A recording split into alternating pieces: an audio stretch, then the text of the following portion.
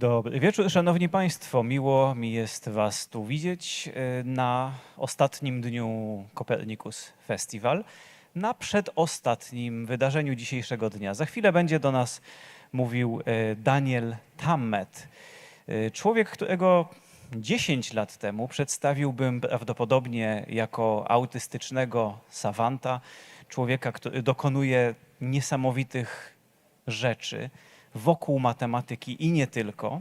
5 lat temu prawdopodobnie musiałbym powiedzieć, że ten człowiek przekwalifikował się na poliglotę, znawcę języków, człowieka, który uczy nas zupełnie nowych rzeczy o języku, słowach i poezji.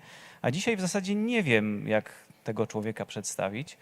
Natomiast szczęśliwie dla mnie i dla państwa tematem dzisiejszego wystąpienia Daniela Tammeta będzie jego własna relacja z informacją.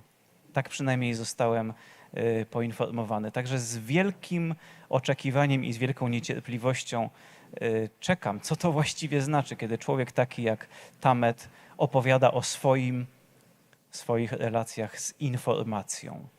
Zobaczymy. W międzyczasie proszę się zastanawiać, czy macie jakieś pytania. Przewidzieliśmy trochę czasu na to, żeby naszego gościa pomęczyć. A póki co schodzę i oddaję głos naszemu gościowi. Dziękuję.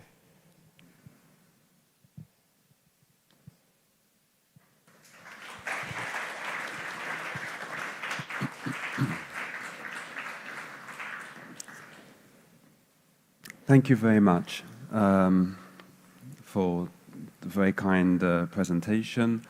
I want to begin by giving a few thanks, of course. Thank you to the Copernicus Festival for the invitation, for making this event possible, and for raising these very interesting, vital questions about information and more generally about knowledge, how we come to know what we know, how we inform ourselves, how we shape our ideas around language, identity, and the world.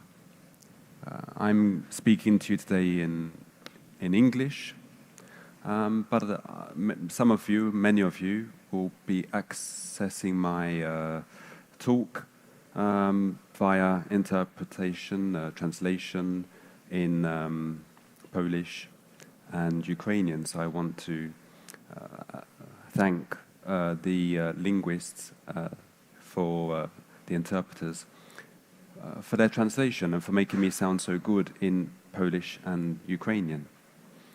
I'm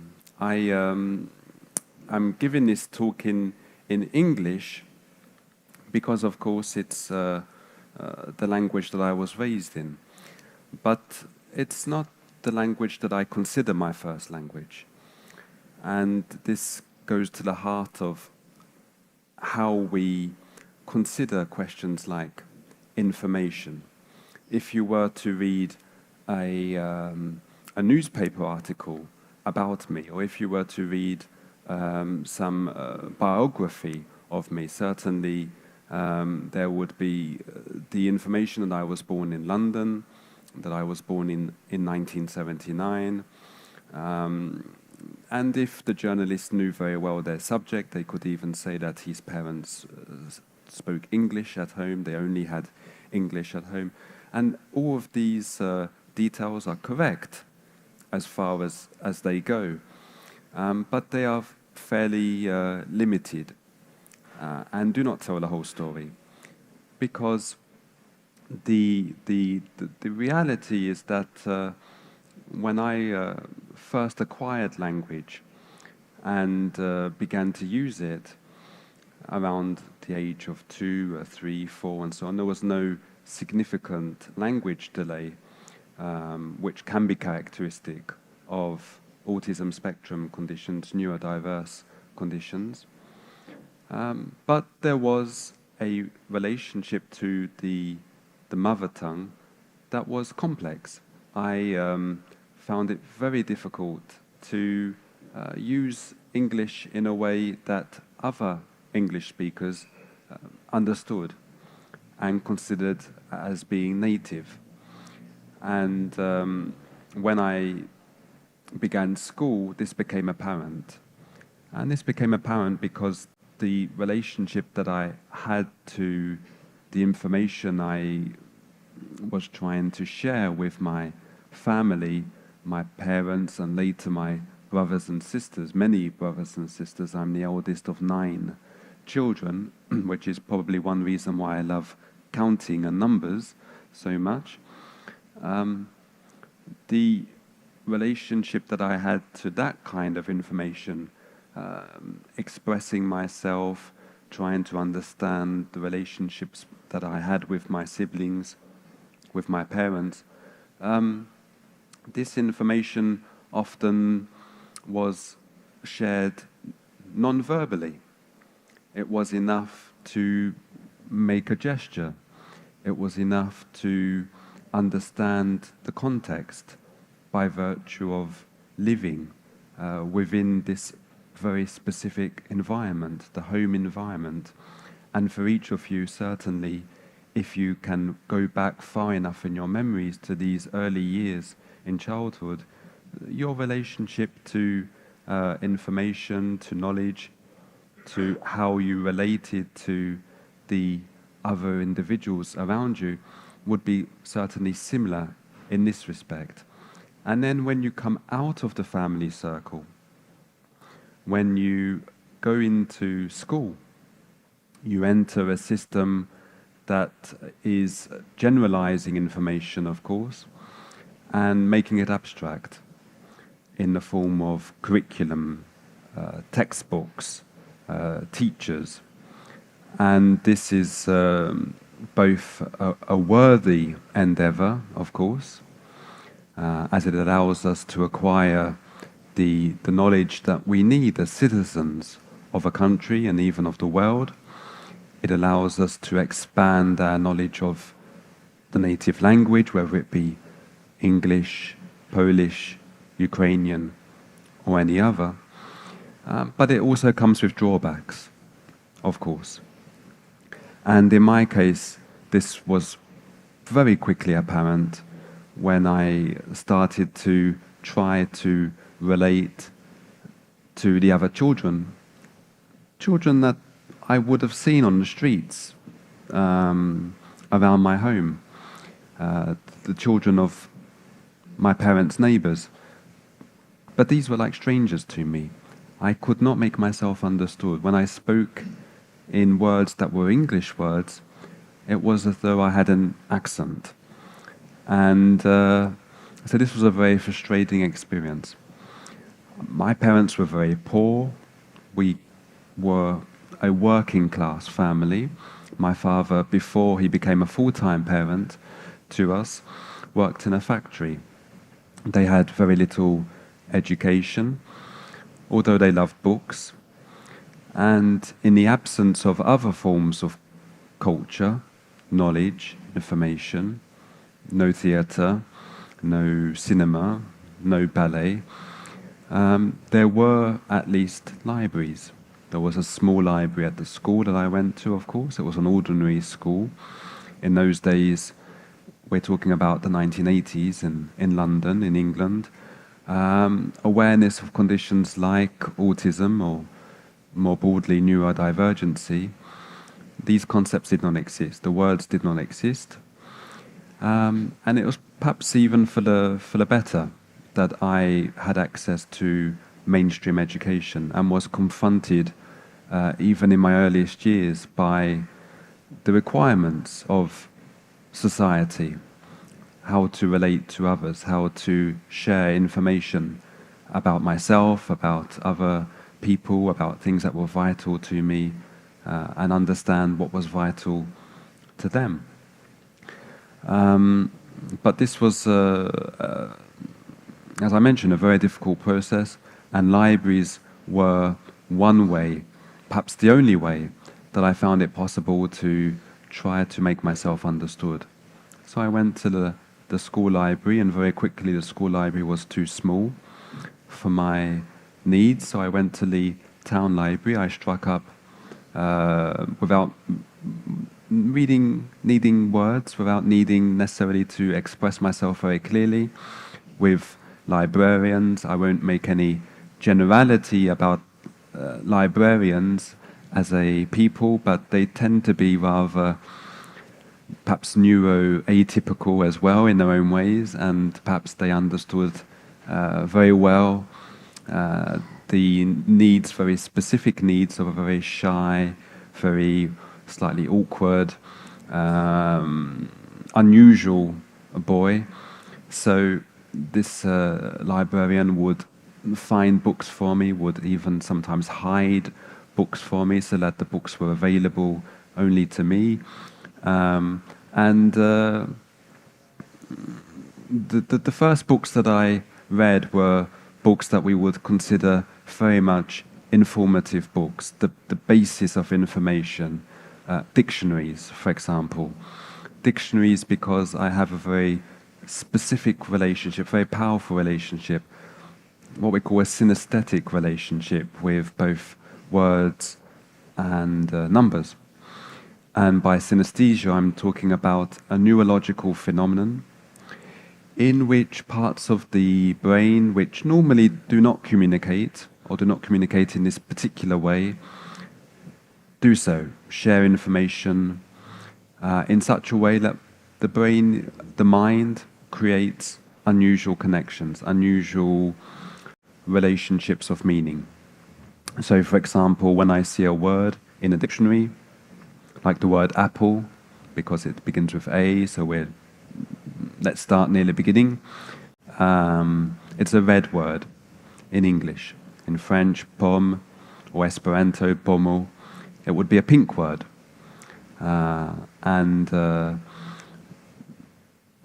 In Finnish, and I'll come to Finnish in a little while, omena, it doesn't have a color. Well, it has different colors, but not any one overall color, like English or French.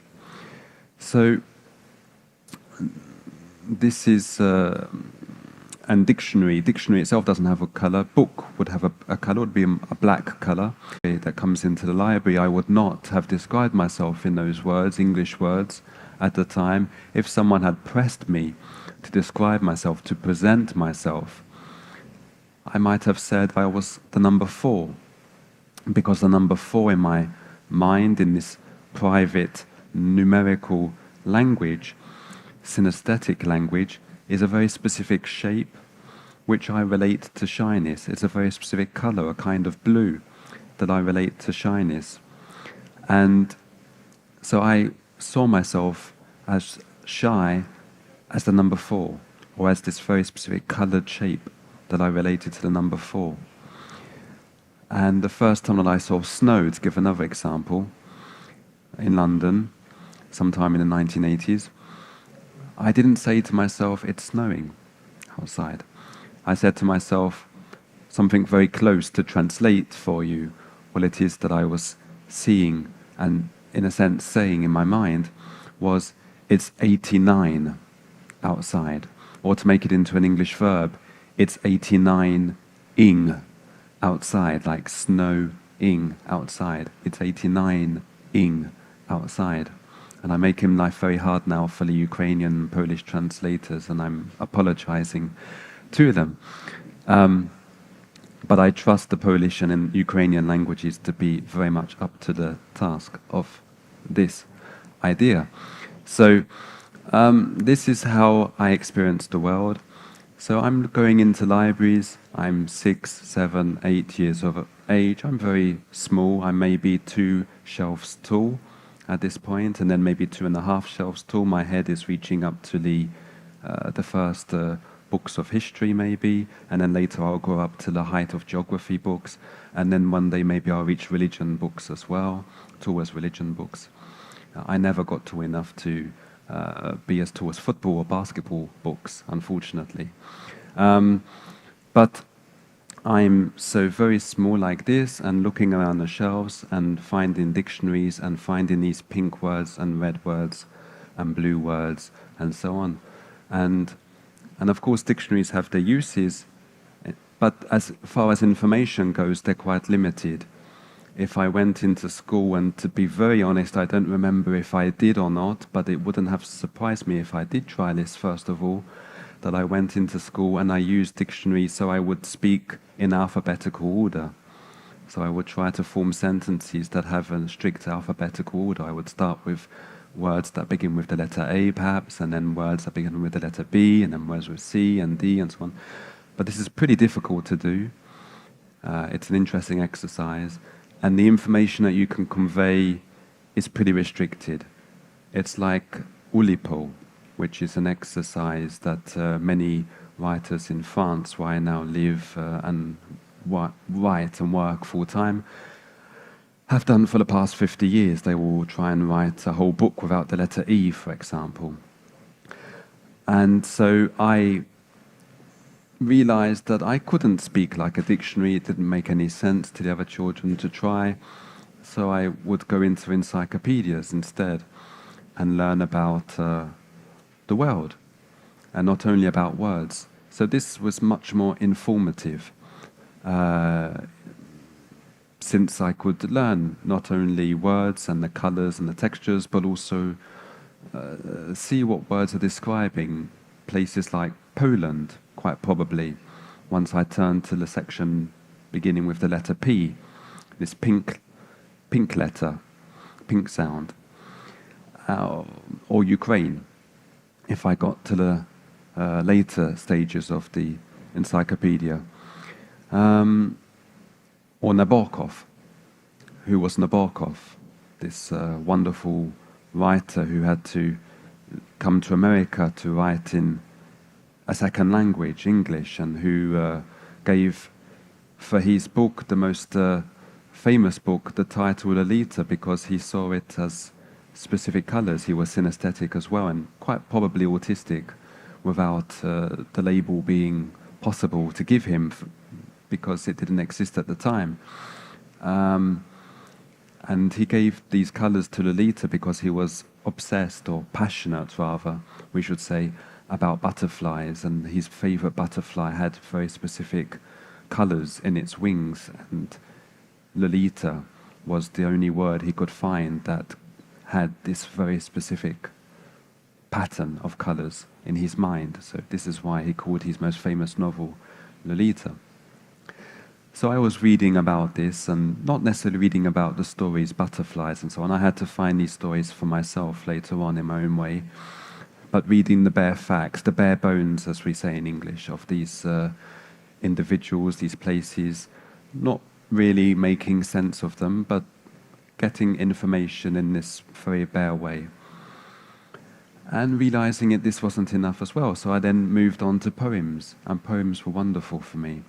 Poems were closest to how I see the world, how I think, how I imagine, and how I try to convey this imagination to my readers around the world. And poetry works for me because poetry is language, but it's also pictures in words. The best poetry is one that is using words but is really bilingual. It's using words in order to create pictures in the reader's mind. And if the poetry fails to do this because the words are too heavy or too abstract, then the poetry will fail. And so I was, as a very visual thinker, as someone who had a very visual first language, this synesthetic first language of pictures, I could relate to poetry in a way that I couldn't so much to the bare bones of information that I was given in class, and to some extent in encyclopedias. And so I tried my best to express myself with the children with these words that I found in dictionaries and in encyclopedias. It didn't work. Nobody speaks like a dictionary. Nobody speaks like an encyclopedia. Again, it would be an interesting experience, but it's not a very viable long-term interest. It would make a rather boring conversational partner. So I started to try to read novels. And this was my first experience of literature outside of poetry. And it was a mixed experience, I must say. The novels were pretty dusty, even sticky, because people weren't reading them. They were on shelves that were kind of hidden away.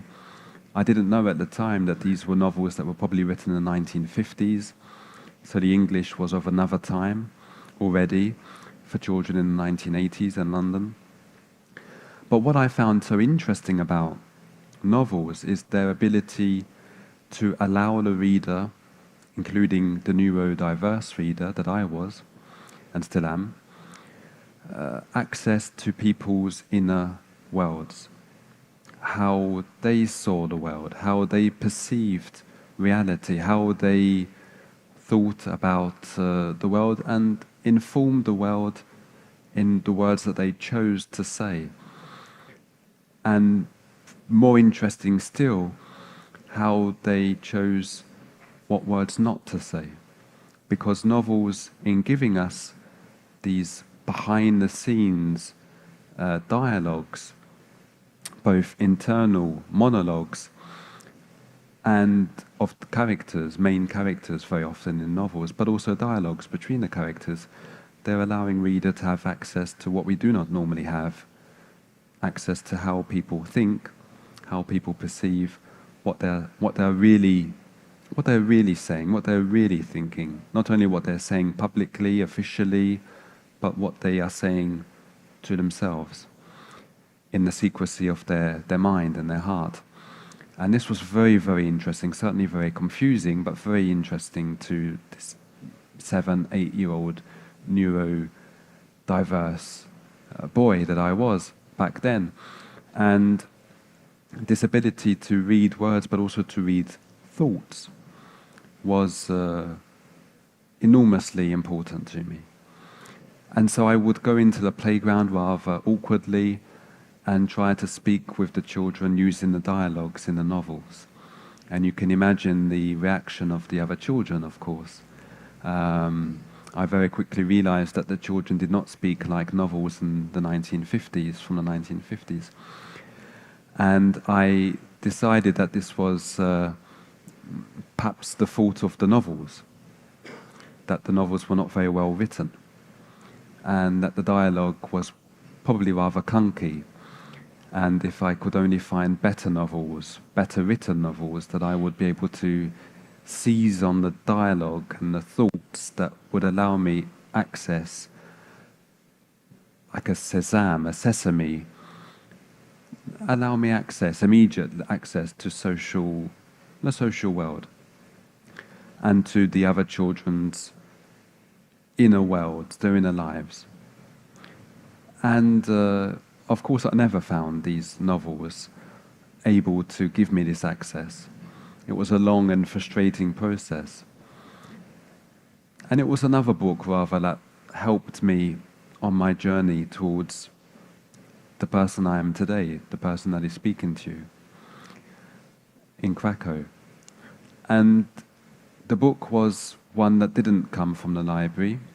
It was one that ended up by chance in my parents' home, but it had come all the way from Finland, which was a country that I must have read about in one of the encyclopedias, but which I hadn't paid much attention to beyond the word itself. There was 2 doors down from us, neighbours that left, new neighbours that arrived. They had blonde hair and blue eyes, much like myself. The father was English, or rather he was Scottish. He'd be rather cross if I said he was English. He spoke English as his first language, his only language. His wife was Finnish. The daughter was English, and she didn't speak Finnish. In those days, children were not often raised bilingually.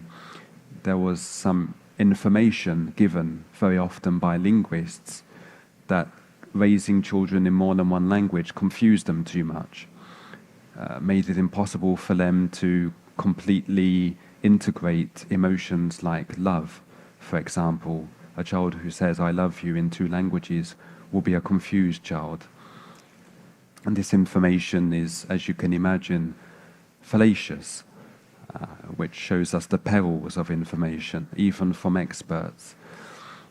The parents who trusted their intuitions best raised their children in 2 or more languages anyway, and they did better for doing so. But this couple, they stuck to the experts' rules. They raised the child only in English.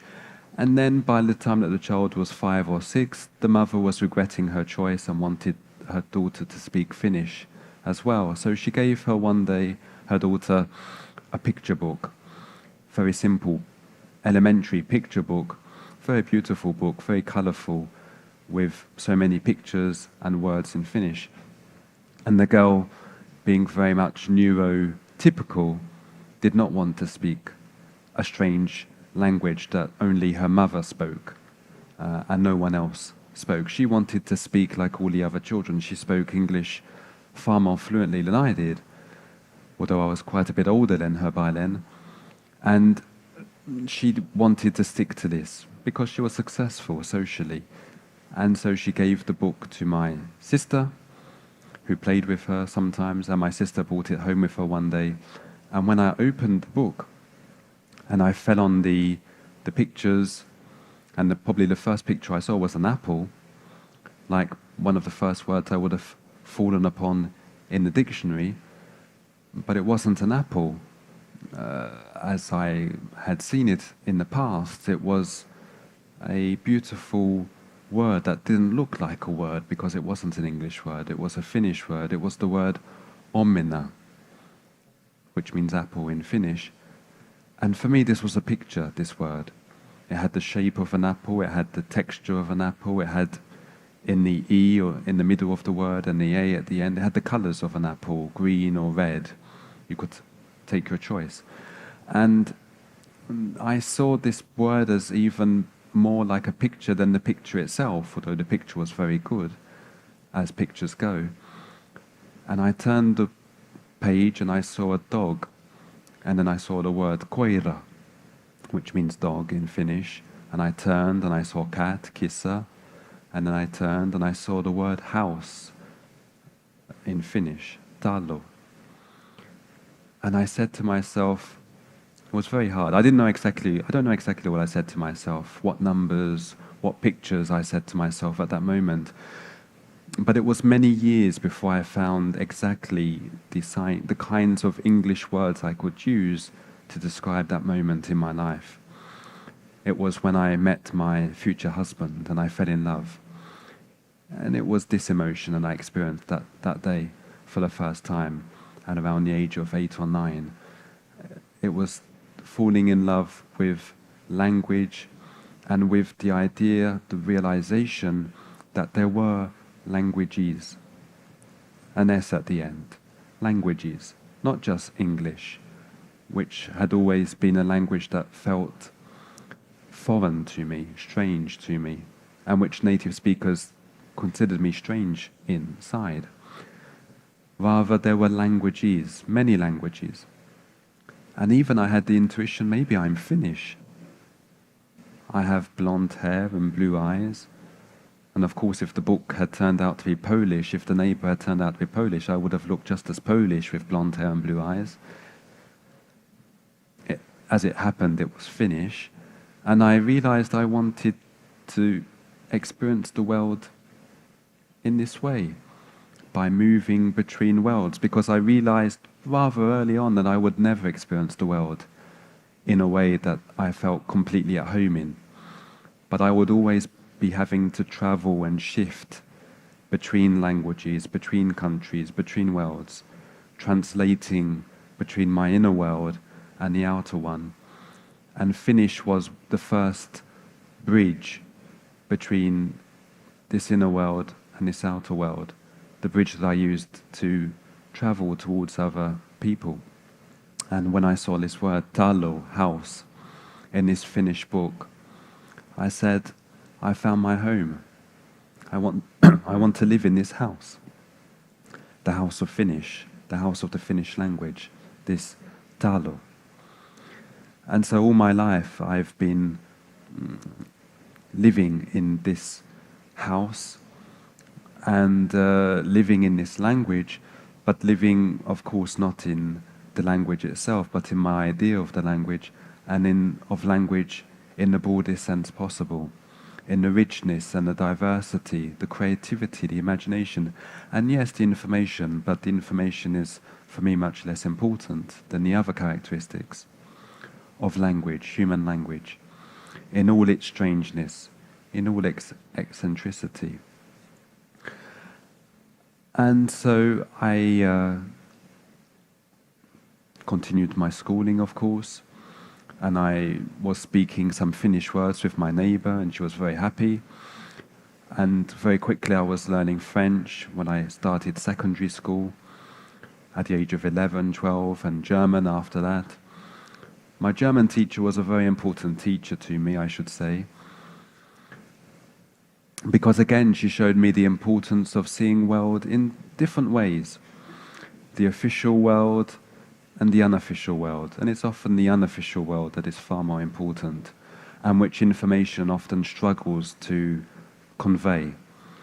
Officially, she was my German teacher. Her name was Frau Korkel. Frau is German for Mrs. Korkel is a very, very, very English name. So the combination is rather amusing to English ears. Frau Korkel. She was married, or had been married, to an Englishman. But she was very German, quite possibly, I don't know exactly, but she was very eccentric in any event to English eyes and English ears. She had a very English accent, amusingly, but it was a northern English accent, which was very amusing to southern English ears. And she dressed in a funny way. She ate lots of garlic, so she smelled always very strongly of garlic. And she was probably rather atypical in her own way, as the librarian had been. And I was drawn to these people, and these people were drawn to me. And she realized that I was struggling. I wasn't struggling with German, I was struggling with English, with conversing in English. And so she had a very kind idea of inviting me one day to her home. So we went home together, and this was wonderful because the moment we went into her home, she was no longer my teacher. She wasn't paid to speak to me any longer. She could speak to me freely, and I didn't have to pay in any way, so it was free in both senses of the word, this conversation. And we spoke in English, or rather we spoke a mixture of German and English. German because my English was often not good enough, and my German was better for the purposes of conversation at that time. And later, as my English improved, my German got less and less good, so I blame it on my English now that my German is so poor. And she made me a very good English speaker. It's thanks to her. But I could never explain this to someone without them frowning at me and saying, "What are you talking about? You learned English from a German teacher? How is this possible?" And I tried to explain that there is an official and there is an unofficial world. And the official world is she is a German teacher, but her unofficial job, which was much more interesting, is being an English teacher, unpaid English teacher, by virtue of kindness and generosity to a young autistic English boy. And this is a much more worthy way of imagining her, to my mind, in some ways. And so I was living in these paradoxes, I was living in these contradictions, discovering how information was both interesting and useful and limited, and often unable to convey the complexity, the richness of human life and human thought and human imagination. When I got to the end of my studies, I realized I wasn't ready for university. University would come many years later for me, at a distance learning university, very famous in England, called the Open University. I got a very good degree in the humanities with them. But back at the age of 18, I wasn't ready for university. The social side, certainly, and probably other sides as well. My parents were disappointed, and even more than disappointed, they were confounded when I said to them one day that rather than going to university, I would go to Lithuania. They hadn't read the dictionaries, they hadn't read the encyclopedias, they didn't know what Lithuania meant, they didn't know where it was. They thought I was making words up. I had a habit, apparently, of doing this as a child. Because my English was unusual, I would sometimes make English words up without realizing it. It was an amusing talent to me, less amusing for the child with whom I played Scrabble, Babak, who was a very charming Iranian boy whose English was probably better than mine. That was how smart he was and how quick a learner. But he always trusted me more with the English language, considering that officially I was meant to be the native speaker and not him. And so we would play Scrabble and I would produce these 9-letter words and win every time. And if only he'd looked in the dictionaries of my childhood, he would have realized that the words did not exist except in my mind, imagination. And so Babak is interesting because he was foreign and I needed foreign people around me. There wasn't any Polish, unfortunately, or Ukrainian at that time, but there was Iranian, Pakistani, and German and Finnish, as I mentioned.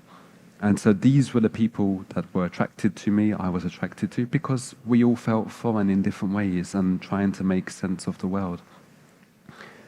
And so Lithuania seemed a natural step to me. I had discovered this country by chance. I wanted to come to this side of the world, your part of the world, in fact. Lithuania, as they told me very proudly when I was there, once was a country with Poland and Ukraine, and the largest country in all of Europe. And when what happened 3 months ago occurred, the violence and the stupidity of Russia, I felt Lithuanian, Ukrainian, Polish, because I had lived among you, among this part of this world. I spent a year in Kaunas. And here I'm going to mention another paradox, another irony of my life, among many. Imagine what I was doing in Kaunas, in Lithuania. I was teaching English. Can you imagine me teaching English? But because I had so much difficulty acquiring this language, I had felt a foreigner in English. I understood so well, intuitively, the difficulties that non-native speakers have learning English. And I was able to do for them perhaps what this wonderful picture book did for me. The day that at the age of 9 or so, I discovered the existence of other languages and other worlds and other ways of seeing the worlds, thanks to the Finnish language. And thanks to the English language, at least as I conveyed it, it became something that was very special to these women. I taught in a women's centre. As a child, I'd had 10 teachers at home. My mum and my dad and my 8 brothers and sisters. Some of my best teachers were 5 years old when I was growing up. But this brother or that sister, as I got to the age of 20 and I was teaching English, officially in any event, officially teaching English, I had maybe 10 or even 20 teachers in return, the Lithuanian women who were teaching me about the world, about life, about what it is to be human, and of course teaching me Lithuanian along the way. But that was part and parcel of the process of learning to be human in Kaunas. It's a very interesting story. The way that language works, you don't learn a language, you learn about being human. And you learn about being human in a particular language because language is essential to our humanity. There is a way of being human that is uniquely Lithuanian, just as there is a way of being human that is uniquely Polish, or English, or Ukrainian. And it's only stupid people who live in their own heads, paranoid heads in the Kremlin, who imagine that the way of living in the world in Ukrainian can pose any threat at all. The threat is on the side of the stupidity and the paranoia in the Kremlin. I didn't have the luck of learning about the Ukrainian side, but I learned about the Lithuanian side of being human. They told me some amazing stories that even autistic as I was, I could understand, because they told me these stories in wonderfully picture-rich language. They said to me that under the Soviets, under Russian control, for many years, they had not been able to speak freely as they could now, in English and Lithuanian and any language for that matter. They told me that in those days, and it was only a few years since those days had existed, I was in Lithuania at the end of the 1990s. 5, 6, 7 years before, Russian tanks had shot dead people who protested in the street for the right to exist in Lithuanian. My parents, when I said I was going to Lithuania and they looked up what Lithuania meant, they tried to prevent me from going. They didn't want me to end up against Russian tanks. Luckily, this time round, it didn't happen. But I was told those stories, and because they were stories, human stories, real stories, about the walls that had ears, what a wonderful picture. Any neurodivergent person could understand a picture like this. I had to imagine what it was like, how powerful language could be, that it could make people afraid, even people who live in the Kremlin, afraid. Can you imagine being afraid of words? How stupid can you be? And so they said to me, we couldn't even speak Lithuanian publicly. We could say the weather, and it was perhaps one way of making clues about what we really wanted to say, because if we said it's particularly cold outside, we knew what we really meant, and we weren't talking about the weather that particular day. And the Lithuanians came up with a wonderful solution to this problem. They kept Russian, which they had to speak for the daytime, for their official lives. But their real lives, the lives of their inner worlds, the lives that information often struggles to capture or convey, they were in Lithuanian, the lives of their dreams. They dreamt, of course, in Lithuanian, and this was their real world.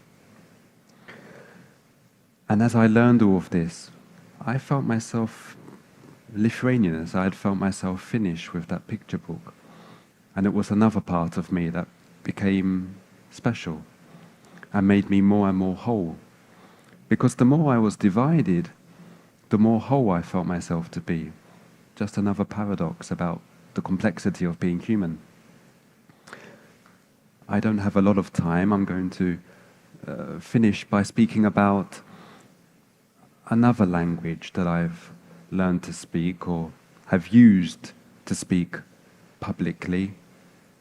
Since when I came home from Lithuania, from Kaunas, I didn't know what I was going to do with my life. Far from me the idea of becoming a writer. Writers belonged to other social classes, had gone to fancy schools, often had parents who were writers and grandparents who were writers. And so I felt lost. Lithuania had been so special to me. That part of the world, your part of the world, had been so important to me that in England I felt myself completely alone. Like the number 757 in my numerical language. And so feeling like this, I turned to the only thing I could turn to. And luckily, by this time, there were computers. They existed by then. We're at the end of the 1990s, the beginning of the 2000s, in fact.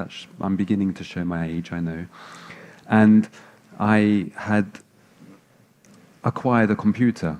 The British government had kindly paid me because I'd been a volunteer in Lithuania, they paid me a little sum of money, not much, but just enough for a computer, my family's first computer.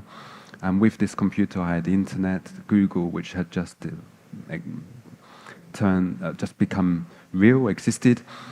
And of course, perhaps some of you will guess what word I typed into Google, the very first word. It was the word pi. P, we say in Polish and Lithuanian, most languages, the word P, P-I, P. Because as a child, I'd learned about this number, which is not a number, it's a poem, as Polish readers know, because you have a wonderful poet called Wisława Szymborska, who is one of my favorite poets. And she wrote a wonderful poem about pi. And I realized that we are perhaps only the two poets in the world who have written about pi in this way. And it's also funny that in Polish, to say a writer, you say, excuse my accent, pisarz. Pisarz. Pisarz. And it's true. In order to become a pisarz, I needed to learn P. I had learned about this number at school, of course, in a very boring school-like way. I'd been given the information. P is an infinite number. It goes on forever. And it begins 3.141. How boring can you get as a description? How limited? How uninformative, really? Imagine if someone had tried to teach me the poetry of Szymborska or Shakespeare by just giving me the first 3 words of their work. That's how frustrated I felt. 3.1415? What is this? To me, 3.1415 is the beginning of an amazing poetic story, like something out of the Iliad or the Odyssey. It's not written in English, it's not written in Polish or Lithuanian or Esperanto, which was a language created in Poland. You're wonderfully creative with language here in Poland. P is a poem that is written in the language that I understand, the language of numbers, my language of numbers.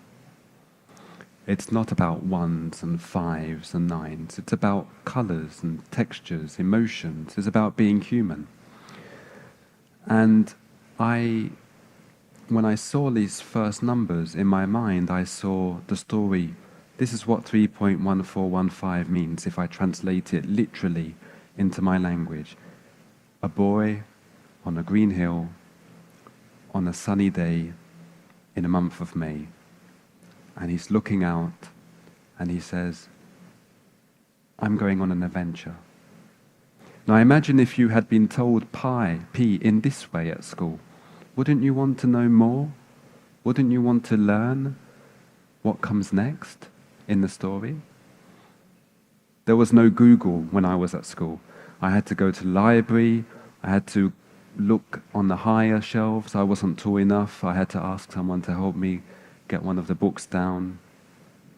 I wasn't tall enough, like the basketball books and so on. And the book was big and thick, and I could find one page, just one, with P, 500 digits. I think it was 500 digits. And I spent the day reading this story.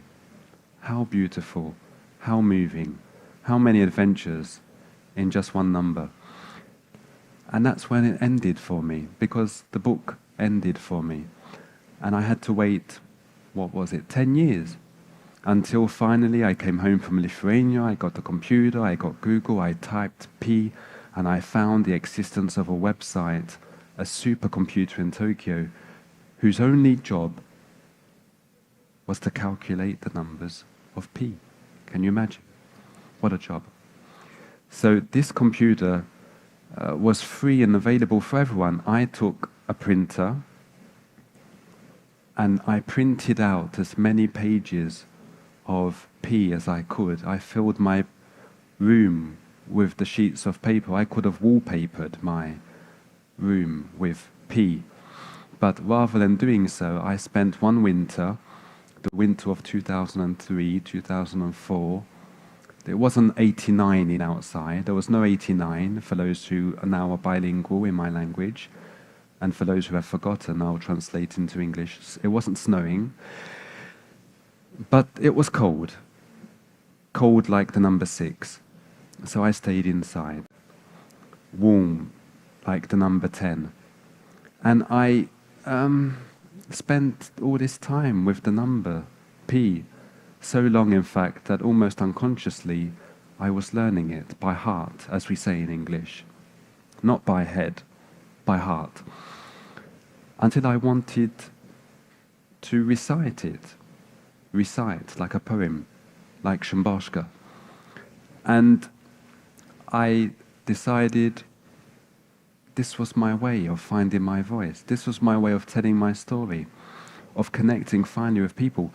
I didn't have to speak in English, or at least I didn't have to speak in their English. And even before this decision, I could speak directly in my first language, with Pi. So there was a charity that got my information, wanted to organize the event for me very kindly, an epilepsy charity, because I, like many on the spectrum, had had epilepsy as a child. And they organized the event in Oxford, a very prestigious place. I came on the train from London, and for 5 hours, over 5 hours, I did nothing but speak in the language of P. People came from all over England. They'd read an article the day before about a young man in the Times of London, a young man who could speak the language of P, spoke in numbers. And people were very curious. They were eating their eggs and their toast and saying, what is this young man? He can speak in numbers, he can speak in P. And they were curious enough that they came. And they listened.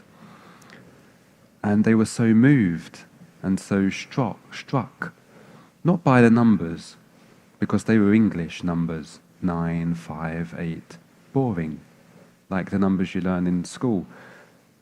They were more interested in what I was doing, because what I was doing was I was consciously and unconsciously embodying the number, making it into a human body, making it into a human life, making it into breath and gesture and emotion. Because when I was talking about the numbers 1, in pi it's an infinite number, so there is every combination of numbers possible. Somewhere in pi there is your telephone number, there is your passcode. I won't tell anyone what it is, I promise. There is your shoe size, there is the day of your birth, the day and the month and year, and without knowing it there is also the day of your future death. Everything is in pi. And so I was reciting these numbers, but they're not numbers to me. They're pictures and stories and emotions. 6 is dark and cold. So if I was reciting a combination of numbers that, for example, at some point in pi said 6, 6, 6, 1, I wouldn't say 6, 6, 6, 1. That's what a robot does. That's what the robot, the computer in Tokyo would have said if you'd asked it. I said 6, 6, 6, 1. Because 6 is dark and cold and heavy, my voice became darker and colder. But 1 is bright, like a flute. It's like turning on a light, a bright light in a dark room. And so this is what I was doing with my voice and my body. And the people, they didn't speak my language, but without realizing it, they did speak my language. They became synesthetic for those 5 hours and 9 minutes, that P and eternity itself was in the room, as it is now, in this room, for the minutes that I speak about it. And it's always an emotional experience to share a room with eternity. And people were listening, and some of them were so struck that they were even crying, and journalists afterwards who were filming the event, recording the event, they asked the people, why are you crying about numbers? And they said, it's not about numbers. It's an experience. It's almost a spiritual, religious experience. And I realized at this time that I had this gift. And it wasn't to count. It was to recount. It was to tell stories. Because when you look in the dictionary of my childhood, there are two definitions for tell, at least two. Most native English speakers, official native speakers, will tell you that tell means to give information or to tell a story.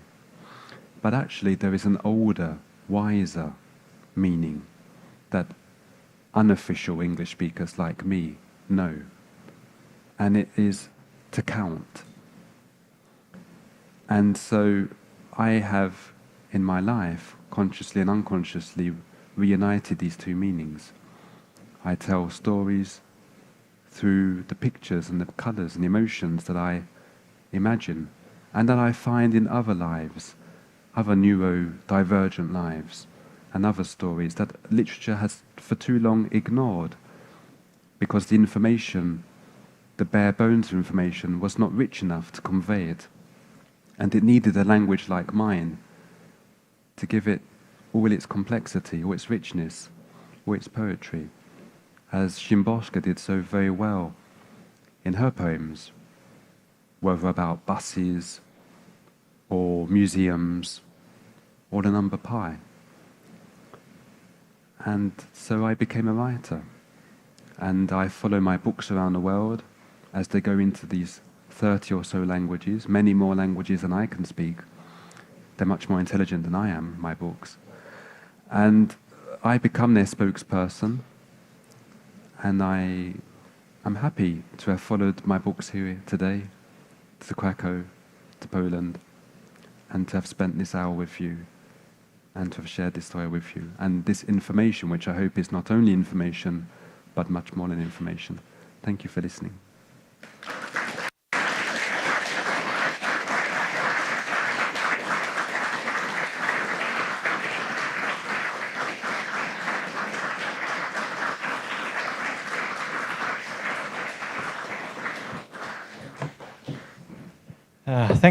Thank you a lot. Please attempt to insert the object into your ear. Yes. And it seems, and I will move into Polish.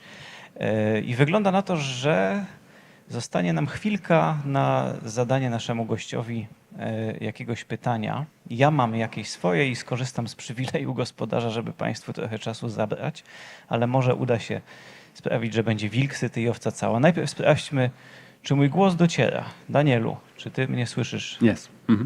Doskonale. Pierwsze szybciutkie pytanie. Jeśli dobrze pamiętam, w pi jest takie miejsce, gdzie jest dużo dziewiątek obok siebie, zaskakująco wcześnie. Richard Feynman nazwał to miejsce punktem Feynmana. Jak, żeby można było powiedzieć 279, 999 i tak dalej. Jak to miejsce wygląda? Opowiedz nam może. Może pamiętasz jeszcze, nie wiem, czy pamiętasz jeszcze te miejsca w pi, a może chcesz nam opowiedzieć o którymś z nich. Yes. So the Feynman point in pi is so famous because it's so unusual. Pi is what mathematicians call a normal number. It doesn't mean that it's normal in the sense that we intend it. Pi is so interesting to me because it's probably very close to the heart of atypical, anormal individuals like myself who've seen it such poetry and such richness. But it's normal in the sense that the numbers appear without any pattern that we can find. There's no reason why there should be a 9 at a certain point instead of a 6 or a 5 or a 2 or 1 or 4. And yet, after just 762 places, we come across this incredible expanse of 9s, as if the number wanted to confound our sense of logic and show us who is the boss.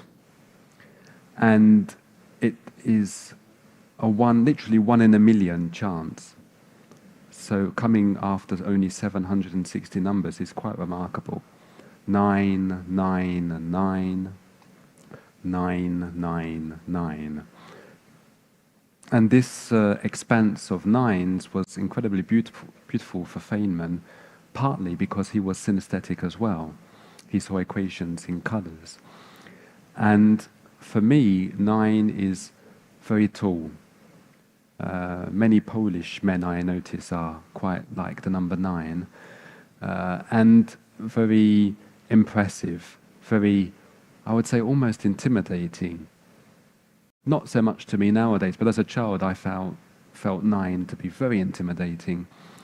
And the first time I went to New York as a young man, I felt when I looked at the skyscrapers, and I had the similar experience when I saw the skyscrapers in Warsaw the other day, that I was surrounded by the number 9s, and even by this particular section of the number pi. And it's a very dark blue color, but it's not a cold or sad color. It's like a dusk. So the light is coming out of the day, but it is the testimony of a day that has been filled with light. And this is what these 9s are witnessing and what they are telling us, at least for those like myself who know how to read them. Dziękuję. Nawiasem mówiąc, well, you mentioned intimidating. I think there are very few things more intimidating to an English person than 9 a lot of times in a row, right? Yes. Państwo mi wybaczą, jeszcze muszę jedno pytanie zadać, ale dam Państwu szansę. Wspominasz, że każdy język ma swój świat w sobie. Język Litwina ma w sobie świat litewski. Ile języków znasz na tyle, żeby poczuć te światy? It's a good question because linguists will debate. You must never leave linguists on their own in a room because they will fight themselves to the death over these sorts of questions. How do we define language? How do we define language knowledge, language fluency? Some linguists will say that if you can recognize a language, you can say that you know it. If you can read the language, even if you can't speak it, you know it. If you can understand without reading it, you know it. There are many definitions, and I admit that I'm lost in all of these definitions. So often I reach for approximations, at least when I wrote my first book I did, and I regret it now because people always imagine that I speak all of these languages fluently, and I wish I could, but for lack of time and for lack of energy and for lack of probably the social skills actually necessary to really dive into them and learn all of the swear words, for example, which are always essential for true fluency in most languages. I find it very hard to put a number on the languages. There is many cultures exist where you cannot put numbers on people, for example.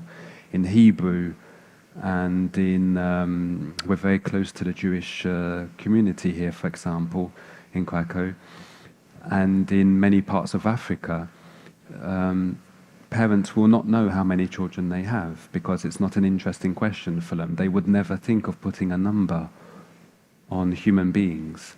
And of course we saw what putting numbers literally on human beings can do in Auschwitz. Which was not a Polish concentration camp, as people stupidly say. It was a German Nazi concentration camp, of course. I'm feeling, as I do about languages like human beings as something alive, I'm very wary of putting numbers on them, so I try not to. A tak naprawdę to było tylko przedpytanie do pytania. Czy Esperanto ma duszę? Bo język litewski wyraża pewien świat, bo powstawał przez setki lat, został stworzony przez ludzi, którzy żyją w jakiś sposób. Język Igbo będzie miał w sobie zakodowany świat ludzi żyjących przez stulecia w świecie ludzi Igbo, a język Esperanto powstał na papierze. Czy on ma w sobie jakikolwiek świat? This is one of the questions I try to answer in the book that has come out most recently in Polish. Every word is a bird we teach to sing. There's a chapter about native Esperanto speakers, which when I say this, people are very surprised to hear. They really do exist. There are maybe 1,000 of them or 500 in the world. And they occur when parents come from different languages, do not speak their own language, but are both devout Esperantists and decide to raise their child in the only language they share, which is Esperanto. And what is interesting to me, and probably to linguists, is that the Esperanto they speak is not a paper Esperanto. It's probably not the Esperanto that Zamenhof created in Białystok in the 1880s. It's their own Esperanto. It's a much richer and naughtier Esperanto because it plays with the rules, it bends the rules, it breaks the rules, which is actually what all languages do, because all languages are human, and rules are more meant for computers and robots than for human beings.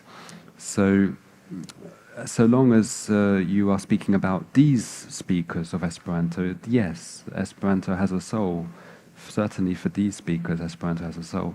As to whether it has a soul for individuals who simply learn to say mi parolas Esperanto, and I speak Esperanto, and a few other words, which is wonderful in itself, obviously I'm less sure. Dziękuję. No cóż, szanowni państwo, dzisiaj tylko najszybsi i najdzielniejsi będą mieli szansę zadać pytanie, także szukamy kogoś z szybkimi rękami i jeszcze w dodatku dużymi najlepiej.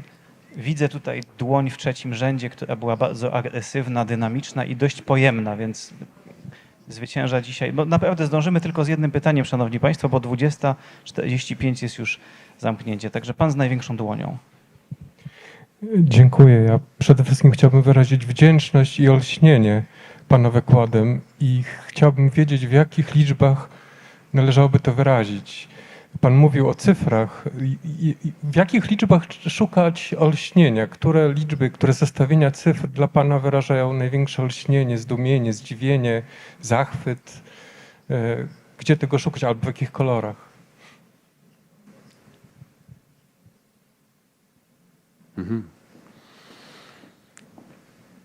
I mentioned the number one earlier, the number one as being like light. And just as in English and many languages, language creates relationships between words, and this is how, so it's interesting, the word enlightenment, it comes from the word light, of course. And in the same way in my language, if 1 is bright light and 11 is beauty, because pure bright light is a form of beauty, 111 is enlightenment. And this is the numbers and the way that I would express these concepts that you mention. And I would just quickly add that for those who won't have time to ask me questions, please, I will be signing books afterwards. Please don't be like the number 4. Don't be shy. Please ask me your questions when I'm signing your book. And I have, of course, Facebook and so on, because I have Google. I have, I don't just type pi into Google. I have a Facebook page. Please find me and ask me your questions, and I will respond to your questions, I promise. Dziękujemy i myślę, że piękną demonstracją tego, że liczby mają rzeczywiście swoje własne życie, którego nie rozumiemy, jest fakt, że na tamtym wagonie znajdują się cyfry 1, 1, 1, 0. Ja osobiście czuję się oświecony i olśniony tym faktem. Dziękuję naszemu gościowi, dziękuję Państwu. No i jesteśmy w tej... Tak.